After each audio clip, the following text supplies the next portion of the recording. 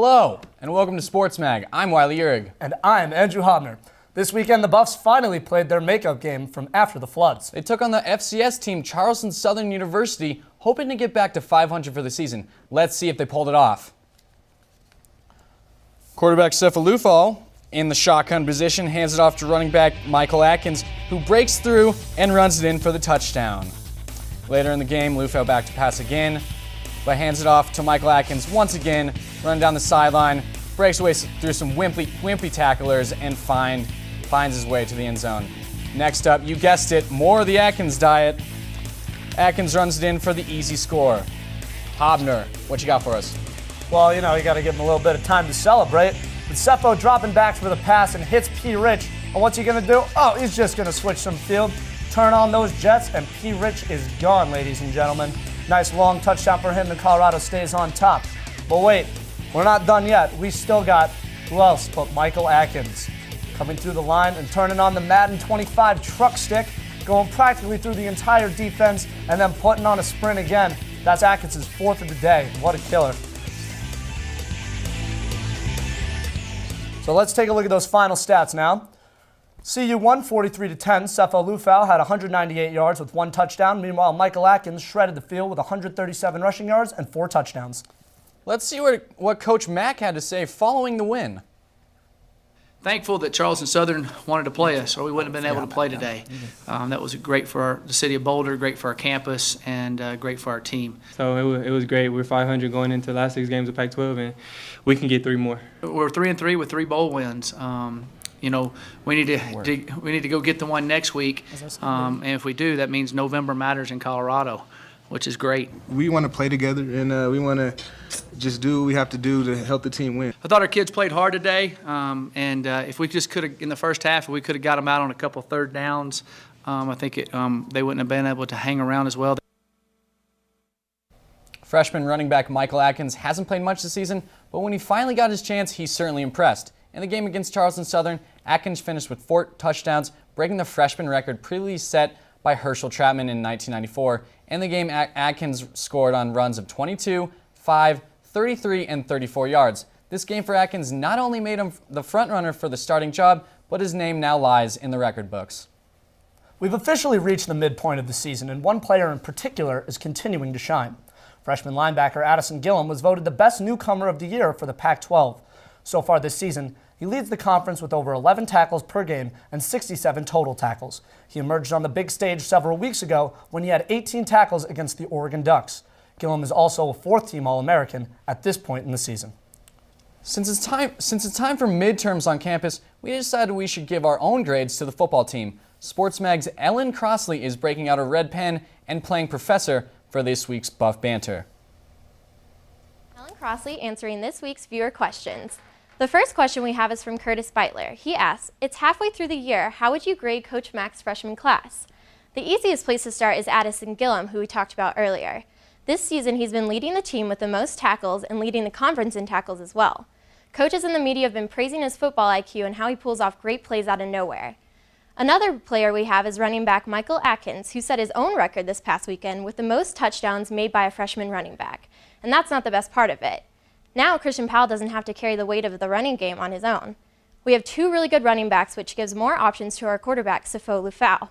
Lufal has been impressive himself as he earned the starting job just this last week. He was highly recruited out of high school and has not disappointed. With these 3 freshmen, the Buffs are looking good for years to come. I would give them an A- because even though we haven't won a ton of games, we have a lot of potential and the team is only going to get better. Our second question comes from Dylan Shepard asking, how would you grade Coach Mack and the rest of the staff for the outcome of this season? Seeing as last year we were 1-5 and this year we are 3-3, they've obviously improved the team. I'm really impressed with the way they have handled the players and how the players have responded, which makes them a stronger team. I would give them a B+ because they've made some mistakes but are getting better at being consistent and making improvements each game. That's going to do it for this week's Buff Banner. I'm Ellen Crossley. Back to you guys at the desk. While the team is preparing for this weekend's game against Arizona, the athletic department is preparing for something special. CU is declaring Saturday's game as the annual Blackout Breast Cancer Game. Fans and players are encouraged to wear black and pink to show their support to the cause. The school will also host a tailgate before the game, and there will be a designated area for breast cancer survivors in the stands. In his presser Tuesday, Coach Mack talked about what the game means to the community.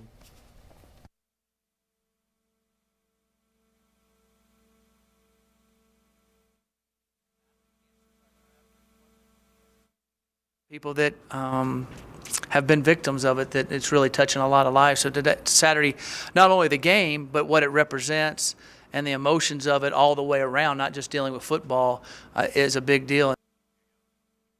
Kickoff is 6 p.m. on Saturday.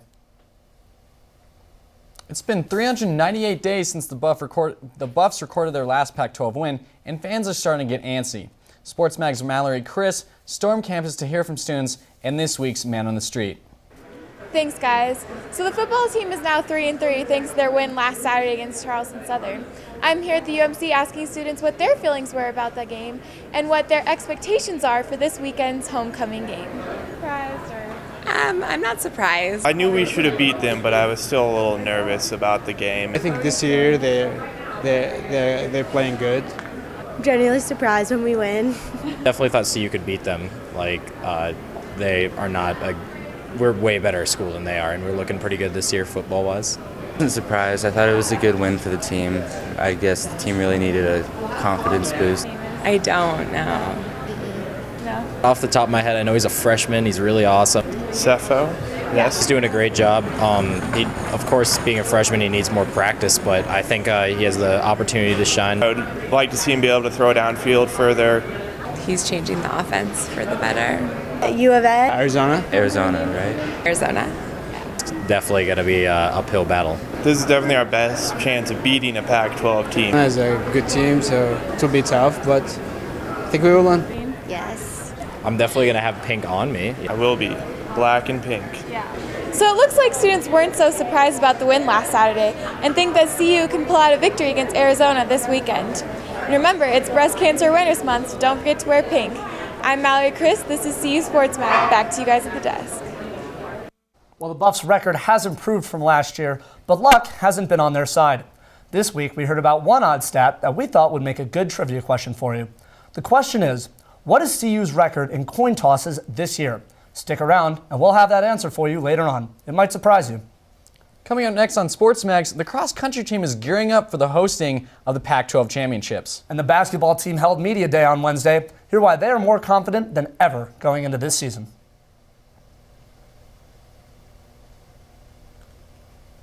The future is open for business. Whoever is on so the step server. right in and create something inspiring. Be motivated, be compelled, be excited, be united, to think deeper and see farther. On the field, in the lab, above the earth, beside great minds. Create something that doesn't exist and question what does. You can, you will lead, exceed at the University of Colorado. Inside each of us, there's a spark. To push, to challenge, to lead, and create ideas that change everything. Reimagine, reinvent, rewrite the way you see the world. Achieve the unthinkable, solve the unsolvable, and create the unimaginable. Down the court, in the lab, above the earth, beside great minds, you can, you will ignite, unleash, excel at the University of Colorado. To run into trouble again. Hey, Bobo, where's your video game? In here. Well, look at this. Uh-oh. It's my dad's. You want to hold it? What'll I do? If you get my new comic activity book, More Adventures with Scruff, you'll find out what you can do about bullies and guns. And you'll see lots of games. Cool. For your free copy of my new comic activity book, just write Scruff McGruff, Chicago, Illinois, 60652, and help take a bite out of crime. I want it. You know trouble can start when the clock hits 3. When there's no place after school for kids to be. Nothing to do but hanging on city streets. When mom and dad are working to make ends meet. Now it's time to beat the street. With after-school programs, city kids aren't left alone and vulnerable. They keep on learning between 3 and 6, but these programs need your support. Join with the Urban League to keep them going. Call now, because it's time to beat the street. Basketball season less than 2 weeks away, and the teams are as ready as they will ever be. Fellow anchor Andrew Hobner went out to the team's media day to preview the upcoming season. At the media day for Colorado Because it wasn't basketball, yesterday. head coach Tad Boyle tried to temper the hype surrounding this year's Buffaloes team. Boyle doesn't want his players buying into it, but it's sometimes hard to not be bullish about this team, its players, and where it's headed this season. Full and hungry is what it's all about. And then, Kyle, we try not to talk about expectations. Now, obviously, days like this, and our players are involved in social media, and they know what is going on outside of our program. But what we try to do is hold ourselves accountable to our internal standards of our program. After losing top defender Andre Robertson, who was taken in the first round of the NBA draft, Boyle and his staff recruited hard in the offseason, eventually catching elite players like point guard Jaron Hopkins and wing forward Trayshawn Fletcher. Much of this team is centered around a core of 3 returnees, guards Spencer Dinwiddie and Askia Booker, as well as center Josh Scott. While admitting the loss of Robertson was significant, no one in this group of 3 seems worried coming into this season. I think it's going to be great. It's going to allow me to be a little bit more aggressive. Ski is going to be, big. It's really still a collective effort. What Dre brought to us was a great team defender and an outstanding rebounder, and so we're going to have to pick the slack up together as a group.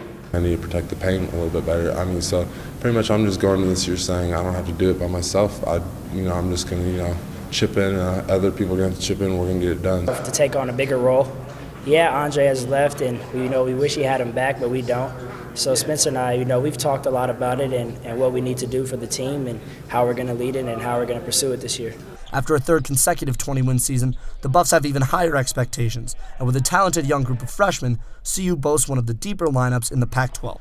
The Buffs opened their season against the Baylor Bears November 8th in Dallas, Texas. For CU Sports Mag, this is Andrew Hobner.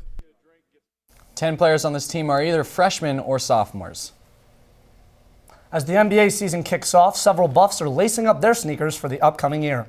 Former CU superstar Chauncey Billups is returning to Detroit, where he will try to lead the Pistons back to the playoffs. Meanwhile, breakout star Chris Copeland is recovering from an injury, but is expected to be ready for the regular season for the Indiana Pacers.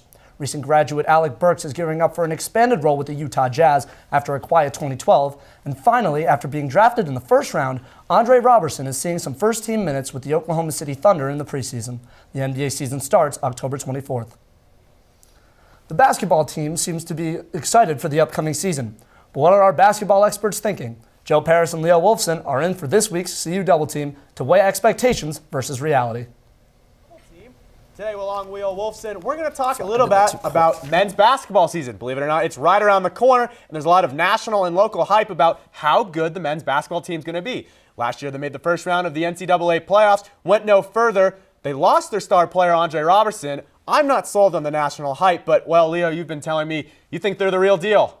Well, I agree. There has been a lot of hype for the team, but I think it is somewhat deserved. The team came in at about 27 at the USA Today coaches poll, and they've got a lot of guys returning from last year as well as a lot of youth. What is important to me is the fact that the guys that are returning from last year were major contributors last year. That's huge. Once you get that first year of college experience under your belt and you can be a starter who's putting points on the board, it's only going to get easier from there. You guys like 6'10" Josh Scott, who was killing it last year, averaging about 15 points a game. He's going to come through and step it up even more. I'm absolutely positive of that. More importantly, you got Spencer Dinwiddie. The guy is going to be an NBA draft hopeful and sometime in the future, and he's going to absolutely be a team leader for the guys. He's a junior this year, and he's been a starter all 3 years. It's only going to be success as far as that goes. And I hear on the star players, but to me, a great college basketball team not only has those great players like Dinwiddie and Josh Scott, but those role players. You lose guys like Sabatino Chen, who were just the energy on the court. Countless times last year, Colorado was down in the dumps, and Chen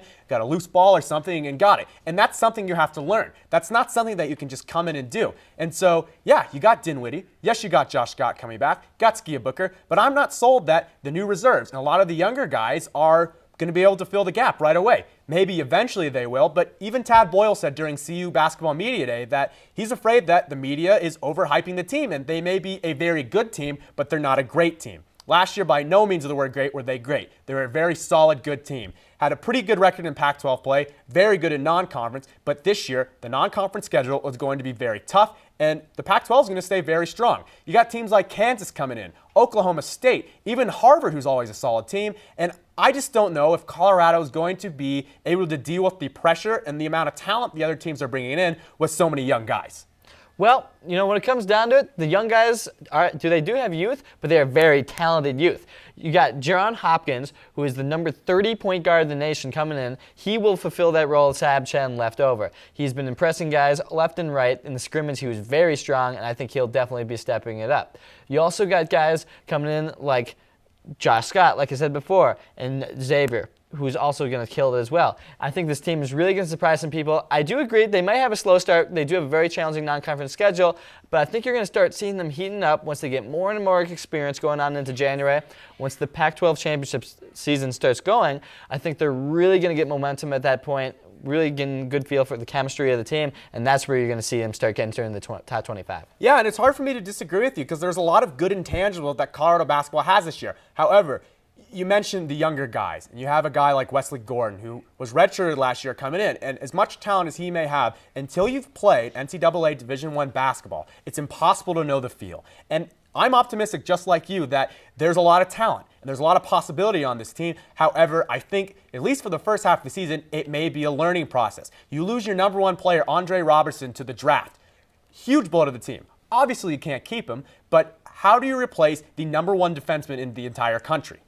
Well, one thing you may be forgetting about Andre Robertson is that he was not a very good scorer. He was mainly a rebounder. That's the void Wesley Gordon's going to fulfill. Wesley Gordon is a very good rebounder as well as a scorer. He will fulfill Andre Robertson's role because of that, because I think it'll equal up as far as that goes. I think the team is going to be very high scoring with Ski Booker putting up big points, and either way, it's going to be very exciting to watch the team play. Well, we'll definitely have to see. He's Leo Wolfson. I'm Joe Paris. That was Sports Mag Double Team. Coming up after the break, the cross-country team is number one in the land. What will they do next? Sports Mag's Laura Kuchkowski went to the women's fantasy basketball camp on Friday. See how the community is rallying around the women. Stay tuned.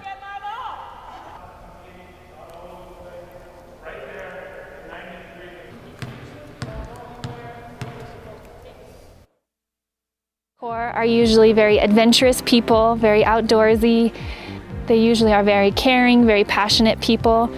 For the second year in a row, CU Boulder has outproduced all other universities in the nation, both big and small, in the number of alumni who are serving as Peace Corps volunteers. That's a very, very important thing for us. Peace Corps continues to be the gold standard for international volunteer service. It's Americans making a difference around the world, and many of those Americans have come from this great university.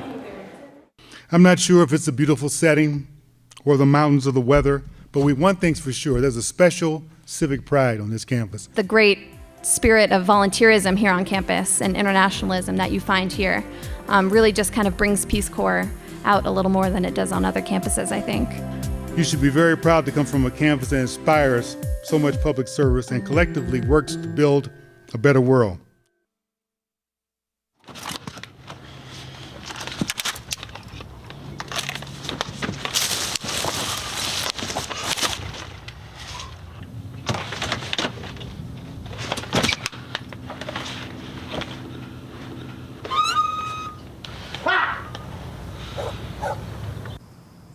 The smallest moments can have the biggest impact on a child's life. Take time to be a dad today.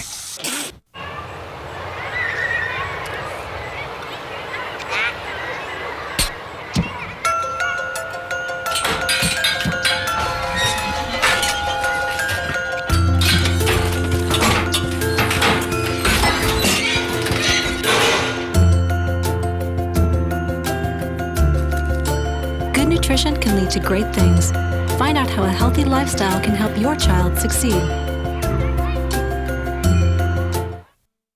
Many people underestimate the time that goes into being a college athlete, but the women's basketball team gave people a glimpse last week.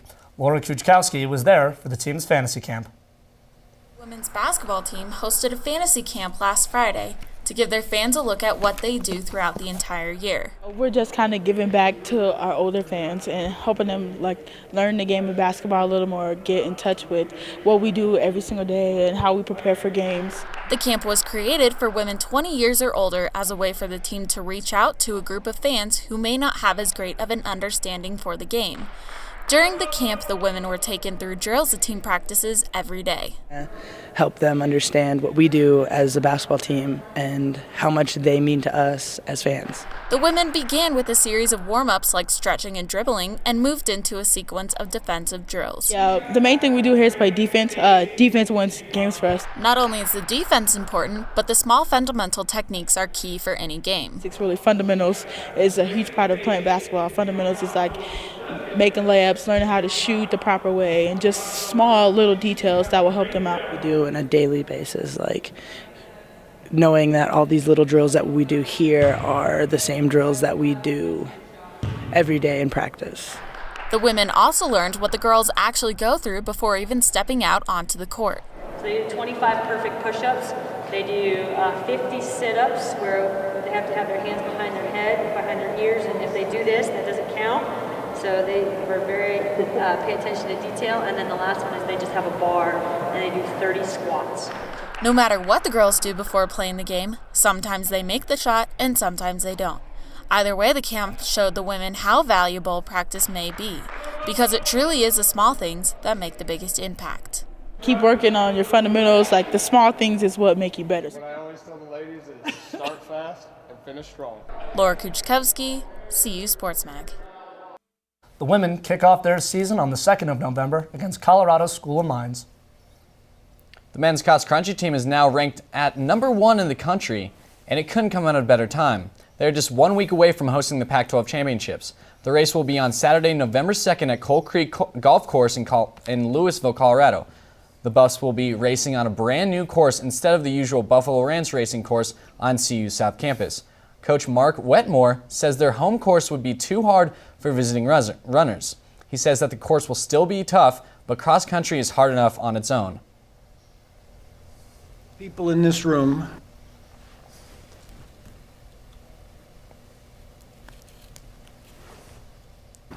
have had the nightmare where you're in a dangerous situation, alone, scared, and in your underwear. And that's cross country. Men's race starts at 10:40 a.m. and the women's start at 11:40. Coming up next on Sports Mag, Jenna Chatelain has your weather for upcoming sporting events, taking my job over on the green screen. And does she do it better? Probably. And we'll get you that answer to that trivia question from earlier. Stay tuned. I thought he would just sleep it off. I didn't think he was that bad. I had no idea he was taking prescription drugs.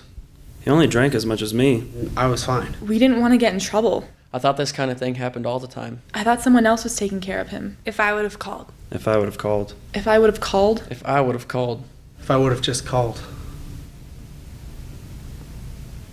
I'd still be alive.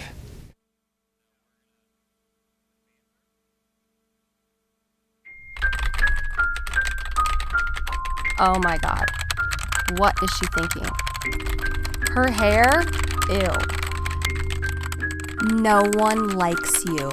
No wonder you don't have any friends. You're so ugly and fat. Ew, is she really wearing that? Wow. So she's so weird. Who wears that? That is so gross. Oh wow. Seriously?